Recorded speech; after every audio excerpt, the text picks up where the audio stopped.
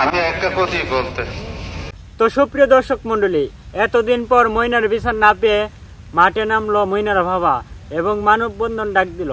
কেন ডাক দিল, কোন কারণে ডাক দিল, কি বলবে, সম্পূর্ণ ভিডিওটা দেখেন, না দেখলে বুঝতেই পারবেন না। সম্মানিত পিতা আমাদের বড় ভাই জনাব আব্দুর রাজ্জাক। আসসালামু আলাইকুম। আমি একটা কথাই বলতে, আমার মেয়েকে যে করেছে আমি সুষ্ঠু তদন্তের মাধ্যমে তাদেরকে